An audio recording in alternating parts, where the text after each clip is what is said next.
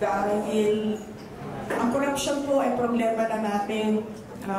Noong mayor pa po ako, una po ako naging mayor 2010. Panahon po yun ni dating Pangulong Aquino.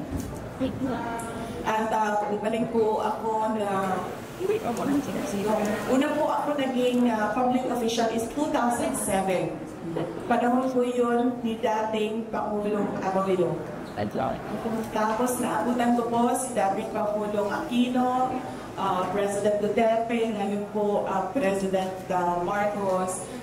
Nalulungkot po ako dahil ang corruption, usapin na po yan noong panahon ng 2007.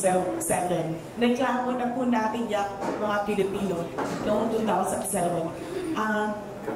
Ini-expect po sana natin sa administrasyon ni Pangulong Marcos noong siya ay maupo bilang presidente ay mabawasan yung corruption.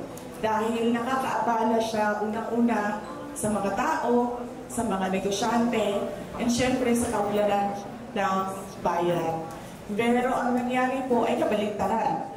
Mas lumala po ang corruption dito sa ating bayan na siya na rin ang naging dahilan sa pinsala sa ating lipunan. At nagdadala din siya ng kahihiyan sa ating bayan, lalo-lalo na sa mga ibang lahi na nakatingin sa atin at nakikinig sa pinag-uusapan natin dito sa bayan natin. At syempre na yung hindi natin maabot yung kaunlaran na pinapangarap natin para sa ating Pilipinas, mahal na Pilipinas, dahil sa corruption. Unang-una, kabagal. Kabagal yung action ng Office of the President sa corruption.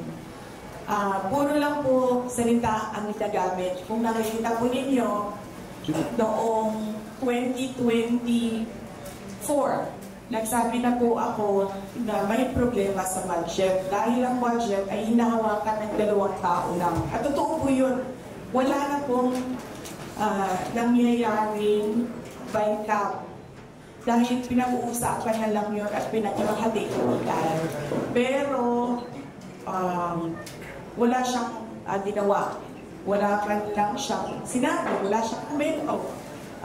Tapos, nagkaroon ng SONA na palagay ko gusto nilang magpapogi ba sa taong bayan, sa nakikita at sa reklamo ng taong bayan. Palagay ko gusto nila magpapogi, nagsabi ng mahiya naman kayo, hindi nila naisip na yung sinabi nila ay babalik sa kanila. At yun na rin yung sinabi ko na ang korupsyon na nagiging dahilan sa pinsala, sa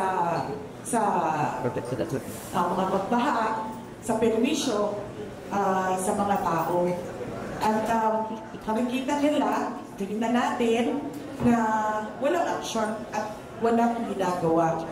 Meron lang investigasyon, pero palagay ko, ang hinahanap ng tao ay sabihin niya na itong mga congressman na ito, sila yung dahilan ng mga corruption sa loob ng House of Representatives.